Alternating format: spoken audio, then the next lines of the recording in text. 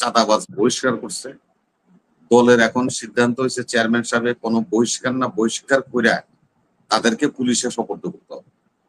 আজকে এটা শুরু হয়েছে, আমরা উদ্বোধন করছি নেত্রকোনা জেলায়। আমাদের দুইজনকে বহিষ্কার করছি এবং পুলিশকে ডেকে আইনে পুলিশের কাছে তাদেরকে হস্তান্তর করে দিচ্ছি।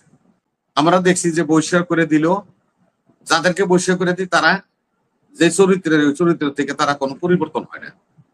আমার দলের চেয়ারম্যান সাহেব বলছে যে নট বহিষ্কার, যদি তদন্তে পাওয়া যায় যে এরা অপরাধী, সাথে সাথে অফিসে আনবা, পুলিশ ডাক দিবা, ডাক দিয়ে তাদেরকে পুলিশে সোপর্দ করে দিবা। বাংলাদেশে আত্মগোপনে থাকা অভিভাবক আছে, তারা এখন ঢাকা শহরকে একটা টার্গেট করেছে। তাদের হিসাব যে গোপালগঞ্জের স্বাধীন করলে হাসিনাকে বাংলাদেশে আনা যাবে না। এই উপলব্ধি তাদের ইতিমধ্যে বুঝতে তখন উনি ডাকে,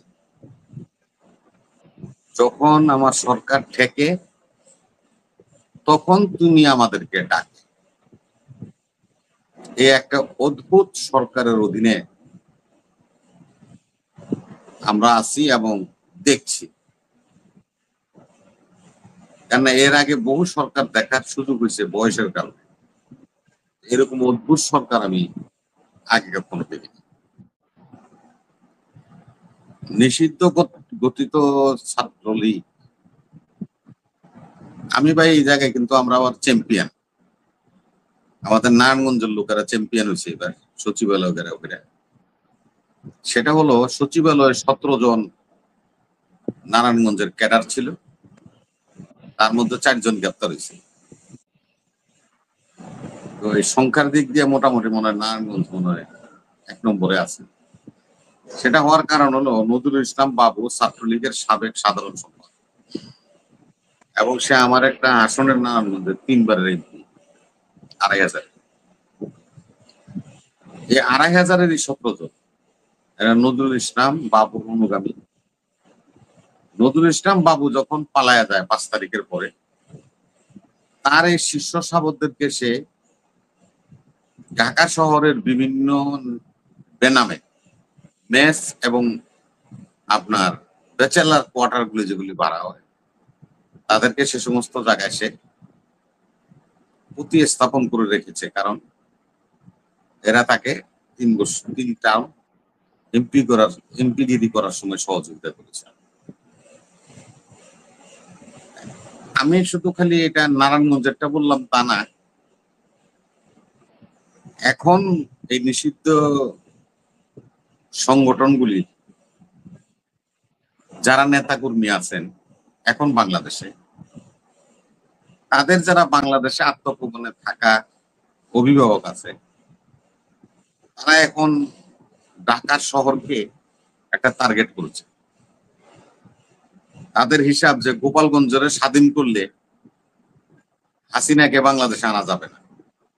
এই উপলব্ধি তাদের ইতিমধ্যে বুঝতে হওয়ার পরে শত সন্ত্রাসীদেরকে, যাদেরকে গোপালগঞ্জ পাঠায় আত্মগোপনে রাখছিল, তাদেরকে এখন বিভিন্ন জেলা থেকে উঠে এনে ঢাকা শহরে তারা বিভিন্ন মেস এবং ব্যাচেলার কোয়ার্টার গুলি ভাড়া নিয়ে ব্যবহার করছে এবং সংগঠিত করছে।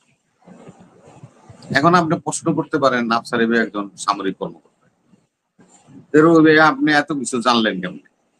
জানলাম এই জন্যই যে আমাদের গোয়েন্দারা কোনো কাজ করে না, যার কারণে আমরা আমাকে চামড়া বাঁচানোর লেগে নিজের এই গন্দেগিরি করি, খবর রাখি, নাইলে বাঁচমুখের নেই। আমাদের গোয়েন্দারা হলো এনসিপি লয়ে ব্যস্ত, ওদেরকে পাহারা দেওয়া, ওদের নার্সিং করা, ওরা বাসায় গেল, খাইলো, ঘুমাইলো, ওদের নিরাপত্তা বিধান করা। আমাদের গোয়েন্দারা এখন ওই জায়গায় পৌঁছে গেছেন, জনগণকে নিয়েও চিন্তা করেন না, আর অন্যান্য পার্টি নিয়ে চিন্তা করার তো সুযোগ ওনাদের নাই। বরঞ্চ কোন পার্টিরে কোন জায়গায় ভেঙে দিয়ে টুকরা করে দেওয়া যাবে, এনসিপির জন্য সুবিধা করে দেওয়া যাবে, এই জন্য আমাদের গোয়েন্দারা এখন ওই ডিপার্টমেন্ট নিয়ে আছেন।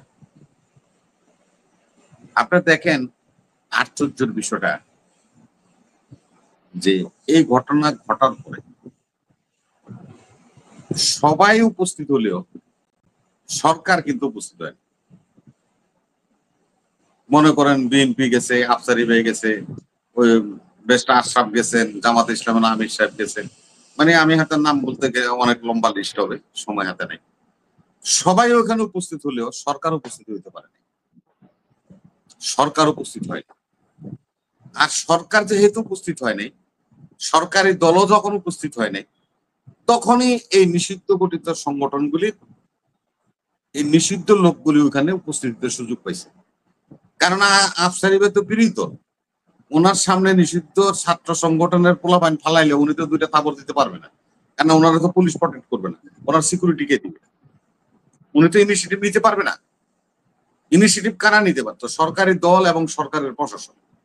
তারা ওইখানে যদি উপস্থিত হইতো, তাহলে তারা জানতো যে এগুলি ছাত্রলীগ করে, আইডেন্টিফাইড করতে এবং তাদেরকে কাস্টডি করতে।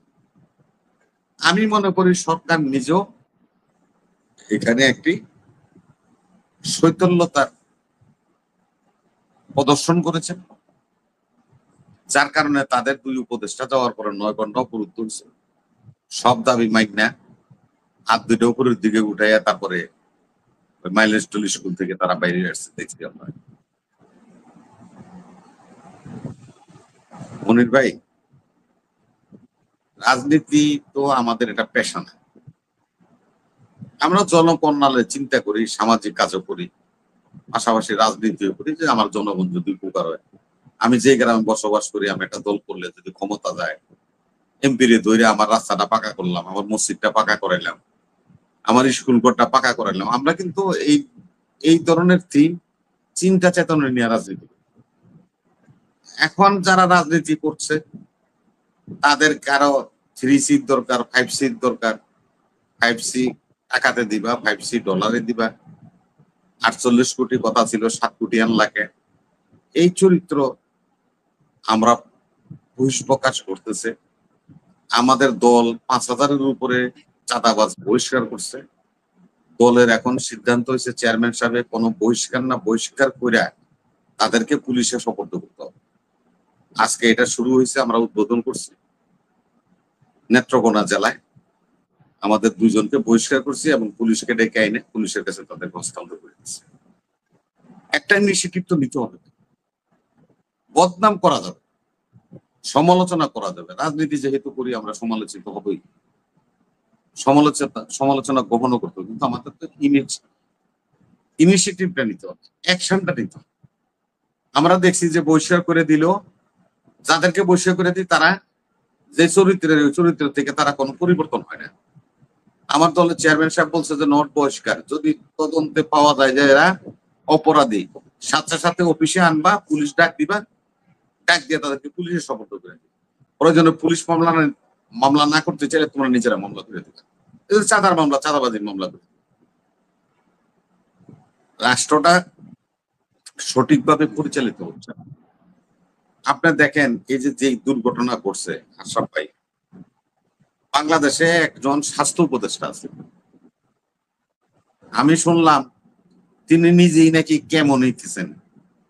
উনি কিভাবে আইসা রাস্তায় হসপিটালে রুগীদেরকে দেখবেন বা তাদের সান্ত্বনা দিবেন, তিনি নিজেই কেমন হইতেছেন, ক্যান্সার সার্ভাইভ করতেছে। আজকে দেখলাম এনসিবির এক নেতা বলতেছে যে উনি তো, এই সরকার হলো স্বজনপ্রীতির সরকার, আর হলো কলিকের সরকার। তার মানে হলো তার সাথে যারা চাকরি বাকরি করছে বা ব্যবসা বাণিজ্য করছে বা উঠা বসা করছে তাদের দিয়ে সরকার বানিয়েছে। এটা এনসিবির নেতা নাসিরউদ্দিন পাটোয়ারি আজকে চাঁদপুরের ভাষণে বলতেছে। আর হাসনা তো এরকম করছে। এখন তাদের বোধ হচ্ছে সরকারি দলের, যে সরকার যে কাজ করতেছে তার দায়িত্ব তো আমাদেরকে নিতে হবে। কারণ আপনারা দেখবেন ওই যে আফসার ভাই বলছে যে 4 দলের ডাকছে, আপনারা কিছু মনে করবেন, আমি যেটা ফুটেজ দেখছি আর কি। এখন সবকিছু লুকায় রাখা যায় না।